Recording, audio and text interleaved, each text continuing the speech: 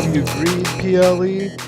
And to kick things off, we have Eric Bischoff. Eric Bischoff comes out, works the crowd a little bit, and just wants to remind everyone that in 5 weeks, we have WCW Starrcade going on, with once again titles being on the line and everything else. So he said for everyone to tune in to WCW Starrcade. Again, that's in 5 weeks. So here we are. The crowd heat was hot and rising. That was good. He got a 65 for our segment rating. The angle got the crowd hotter, and it was a strong start to the show. So very happy about that. Always good work from Eric. Despite what the haters out there say about him these days, he's still doing good here in our world. Let's go on. Next, we have an angle. AJ Mendez, hot off her win, the new women's champion. She's out there, and well, it's not out there. She's in backstage, and she's saying, she's here to be a fighting champion, and she's ready to move on from Charlotte Flair. Well, Ashley Flair, sorry. She's here to move on from Ashley Flair and issues a challenge. Anybody who wants it, just let her know. And before she could walk away, she is stopped by none other than Britt Baker. Britt Baker says she's up for the challenge. She wants that title and she doesn't care who has it, because soon it'll be hers. So the crowd heat at the end of that was white hot. That's very good. They got a 68 and very, very good. Let's see. Angle got the crowd hotter. I like that. Very good. Very good. And the women's title has advanced with this and gained heat. That's also very good. So I'm very happy with these two. I like what they're doing so far. Hopefully their matches will reflect the good work that they're doing together. All right. Here we are. Next, we have Austin Theory. He's backstage and he's talking about, he's lucky, Samoa Joe didn't get the match at WCW Greed because he would have put him away. And what a shame it is that he didn't get to show the WCW fans what he could really do. And right as he's about to walk away, he's stopped by none other than Ron Killings. And Ron Killings says, I'm happy that you said that. I'm sorry about everything else before. I still think there's something wrong with the WWE because, I'm still seeing a lot of familiar faces around here. But anyways, about your title shot and, or about your title and Samoa Joe's title shot, I'm really glad that you feel that way because I spoke with Eric Bischoff and I got us a match. Theory's like, whoa, what do you mean you got us a match?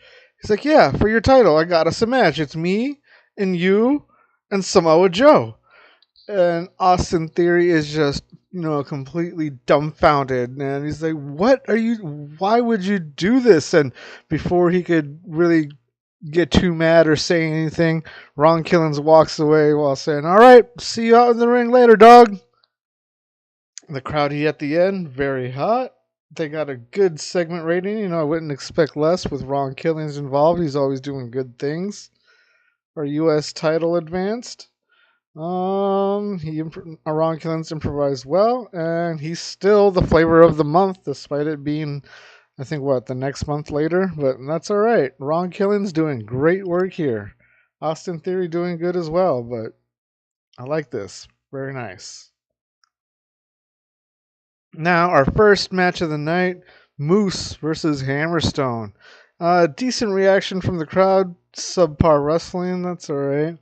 Hammerstone picking up the win over Moose by pinfall after the Nightmare Pendulum. Let's see, the crowd heat at the end was very hot, so that's good. Ratings wise, they did below, not that great, but let's see, wrestling was a 46, crowd was a 42, and our segment was a 42. That's alright. Let me see. It was poorly placed. I guess, the crowd didn't really need working. I guess I should have put more faith in Eric and Ron Killings in Theory opening the show, but that's all right. The crowd heat at the end is still very hot, so we'll work with that despite the poor ratings there. Toni Storm backstage, and she is outside of an unknown star's dressing room. She's talking up a big game about how she's really done dealing with the nepo baby Natalia, and she's gonna bring in some help and someone to handle her light work for her while she deals with bigger and better things. And that's where it ends off. Tony Storm ends up going inside the unmarked locker room and presumably to talk to whoever she's bringing in. I guess we'll find out in the coming weeks who that is. The crowd heat at the end was very hot. Segment we got a 63. Let's see. Yeah. Okay, Tony Storm enjoy the freedom of going off script and perform well. Very good, very good. Enjoy that. That was nice. Next up, we got some tag team action. The Good Brothers versus the Wrecking Crew.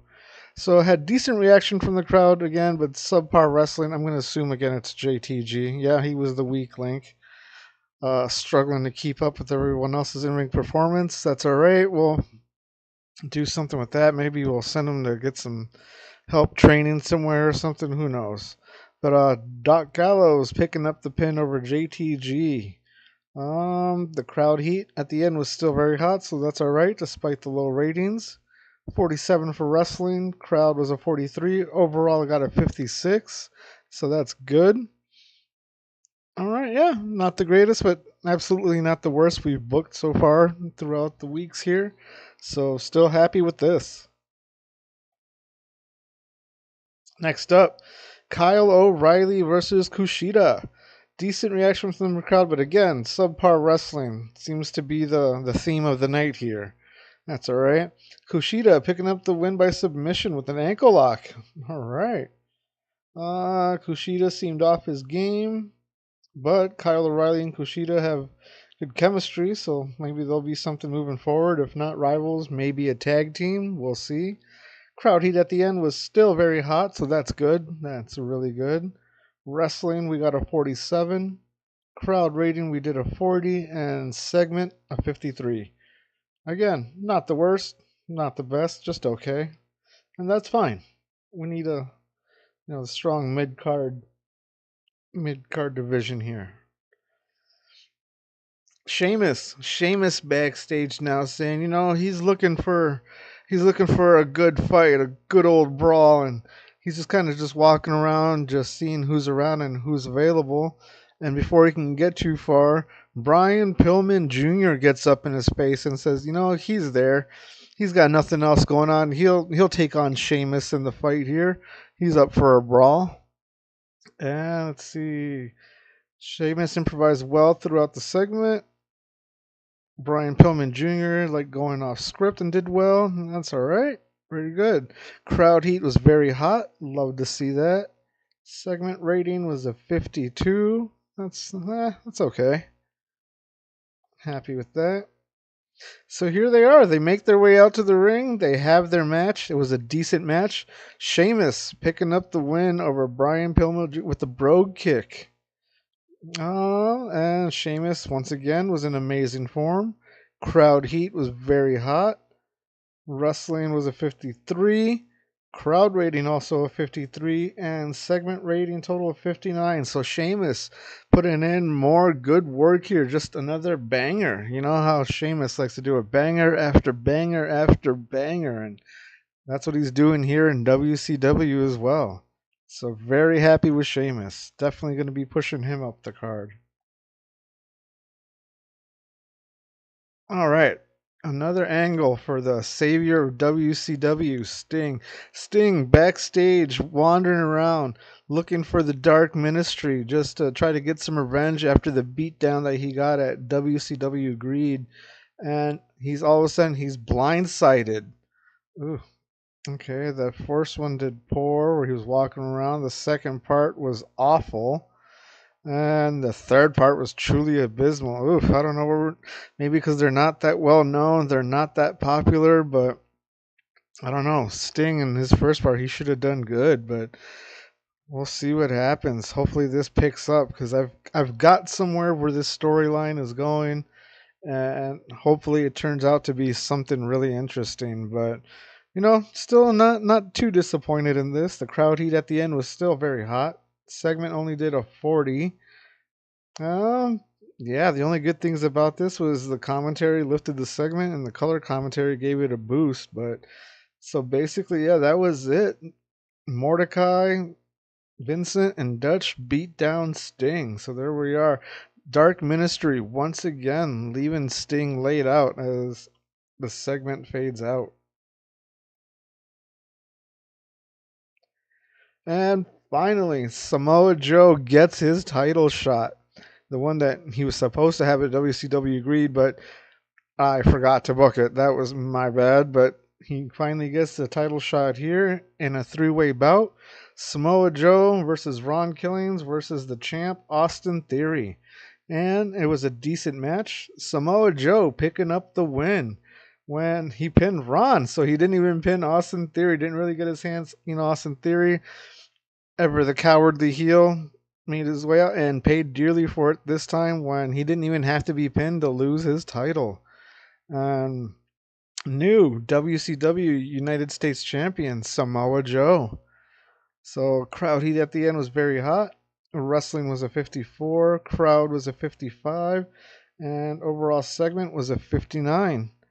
Samoa Joe was in amazing form. Ron Killings was still flavor of the month. So yeah, there we have it. Samoa Joe capitalizing on his title opportunity that he should have had at WCW Greed. Instead, he got it here on the Nitro after, and he takes the title home with him. Let's finish out the show. Maybe. There we go. Ooh, we lost popularity. The first time we lost popularity again since, the first couple of shows? That was bound to happen eventually. That's okay.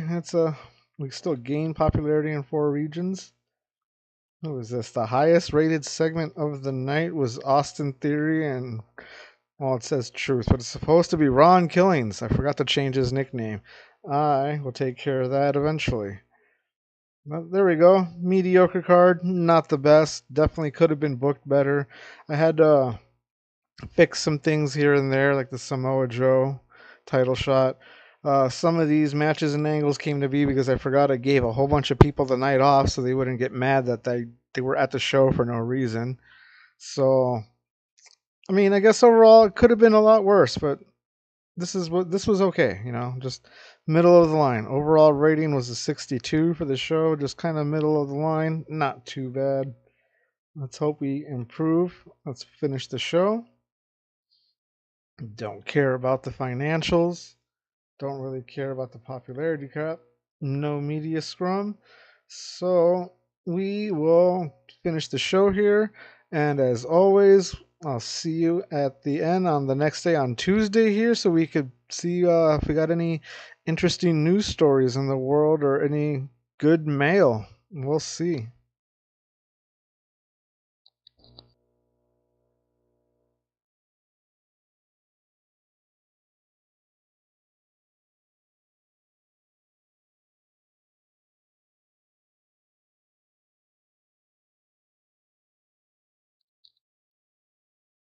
All right, not that many headlines here. Uh, Over in WWE on Raw, people like the majority of the show. Good positive reviews. The star of the show, Rhea Ripley. No surprise there. Let's see. Yeah, see, the show was good. Most viewers found the show good, but some thought it was underwhelming, which it was. Again, kind of my fault there. Nothing to cry over though. Let's keep moving. Let's see anything else interesting in the news here.